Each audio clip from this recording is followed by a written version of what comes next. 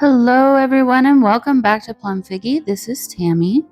All right, so we're going to keep working on this bingo card junk journal today and working in the next signature. So, again, I have the little wiener dog there. He's ready to be in a spread, but I don't think he's going to make it in there this time. For this spread, though, I really wanted to use that color aqua and these craft color journaling cards. I should have put more in there. I don't know why I didn't do that, but has kind of like a 50s kitchen vibe to it, and so kind of wanted to kind of keep with that thought on this next page here. So using these pages that I had decided to use in this journal, and now I'm just trying to figure out how I'm gonna get it to fit and keep as much of the picture as I possibly can, deciding what could be sacrificed and what is actually really important. So I think you can tell it's a spoon from the little bit of spoon that's left, and I guess I sacrificed the handle of that little creamer, but that's okay. So it fit really well, actually, and then I accidentally tore that very edge off in the corner there, but it's a junk journal, so we can very easily fix that by doing something to cover it up or just leave it, because it doesn't really matter in a junk journal. Those little imperfections are what we enjoy, right? So gonna make a little tuck spot there on the left side, and I think I made the other page a really big tuck spot. I didn't glue it all the way down, so must have decided to come back later and add the journaling cards at the end. So these back pages are kind of difficult. On the one hand, I do really enjoy them with the, ghosting of the ink daubers. But on the other hand, I'm like, they're kind of random. So it's always kind of hard to know how to handle them, or at least I'm having a hard time deciding how to handle them. In this case, I think I kept there he is. I think I kept most of that and did a pocket there, so you could still journal on that back side of that bingo card. But in most cases, I'm going to do some kind of a paper collage, and I guess I'm lying now because I decided to go ahead and cover it.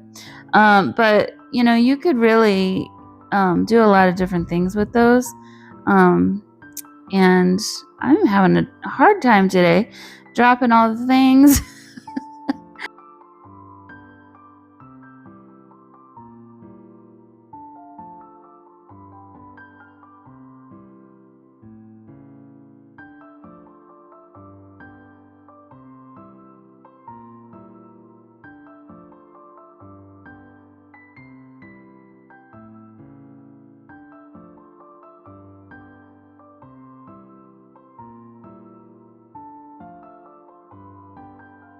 This is a good way to use up some of your scratch pieces of paper.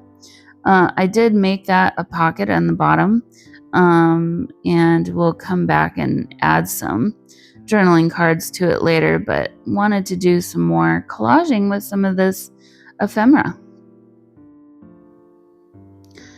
So I remembered that there were a few houses in this little bit of ephemera.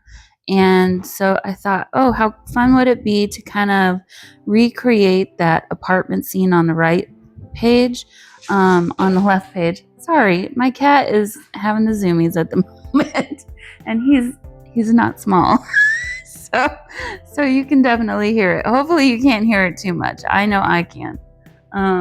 He's actually currently hiding, and I'm doing air quotes because he's hiding behind my coat that's over the back of the chair, but you can literally see his entire body. But because his face is covered, he thinks he's hiding. So funny. And that's Oliver, by the way. That's the orange cat that you've probably seen in some of my videos. The orange kitten, maybe. He hasn't, as an adult, made as many appearances because he's learned that when I start talking and I'm at my desk, that means don't bother me because I'm filming, and don't get in my way because he always gets shooed away, you know. Or he's just beyond the frame of where the camera is. So anyway, back to the journal. So yeah, I thought it would be fun to kind of recreate maybe a different idea of the scene on the right side over here on the left side, using one of those girls on the pocket, and then yeah, just adding a little bit of fun on the left side. It is busy, but in person it's not as busy looking, I didn't think. And then finding a few journaling cards, and then I'm going to do a little bit more on the right side.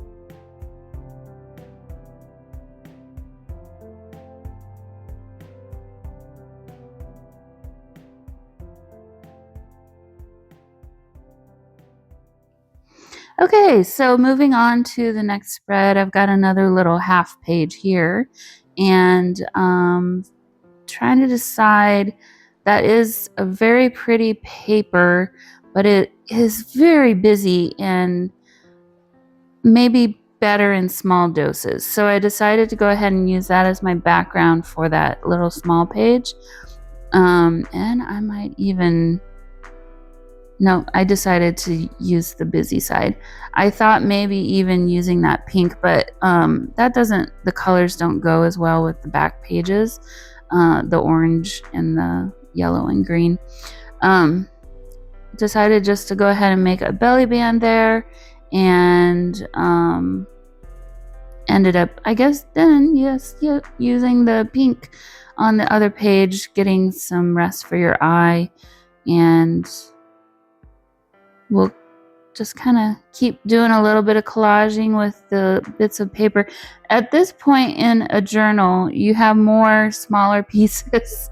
So if you're working on a journal like this, I guess try to keep that in mind as you're working through it, because you'll find that in the first signature, it could be somewhat different as far as how you design things or lay out your papers than in the later signatures, because you have smaller pieces of paper. So as you're thinking through doing this, try to make sure in your first two signatures, you have some smaller pieces still throughout as your background, and they're not all full page pieces that you've cut. That way it'll look a little bit more cohesive throughout the entire journal for you. But yeah, go ahead and let you watch this, and then I do some more fun collaging with the ephemera after.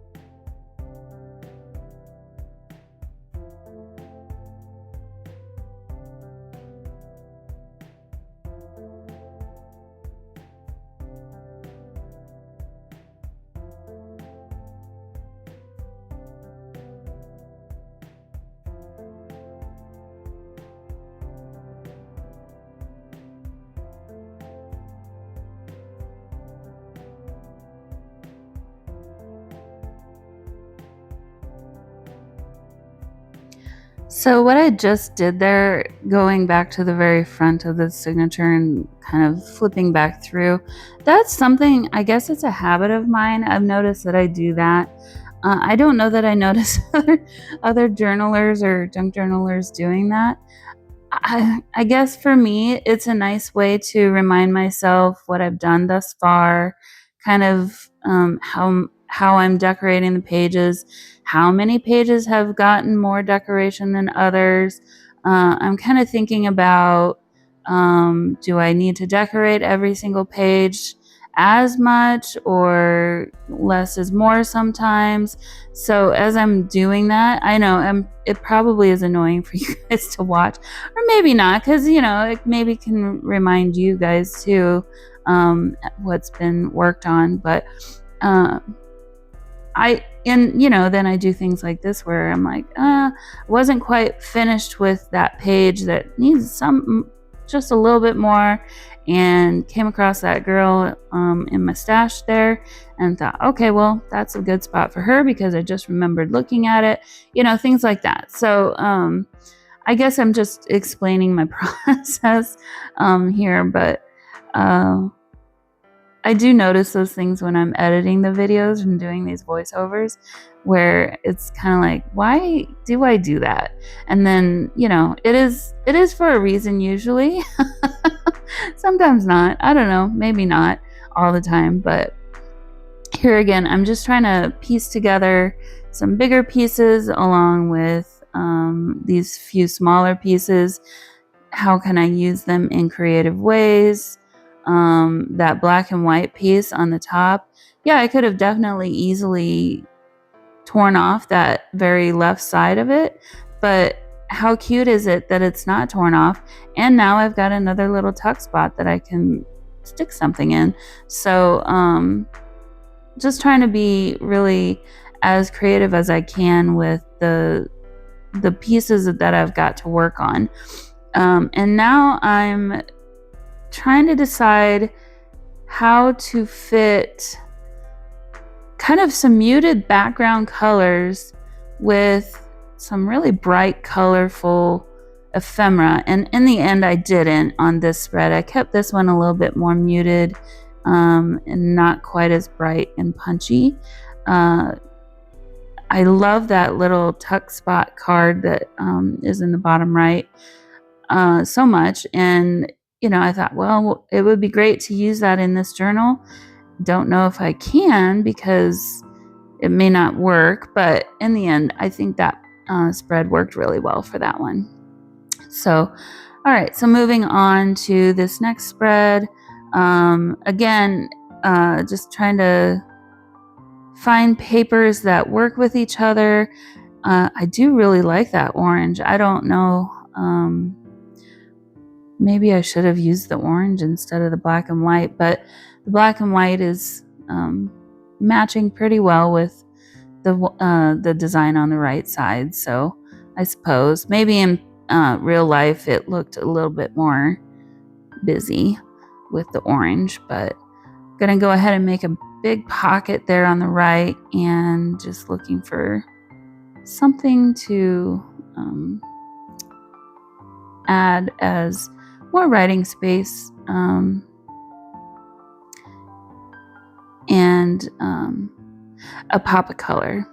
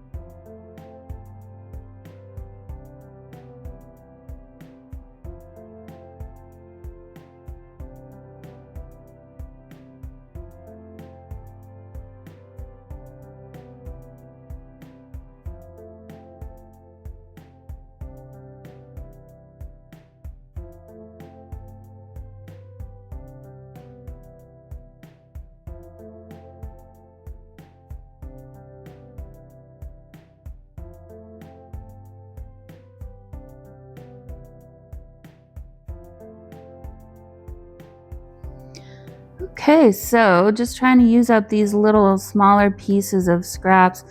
I just made a bigger tuck spot out of two smaller pieces. That is something that is a nice little trick.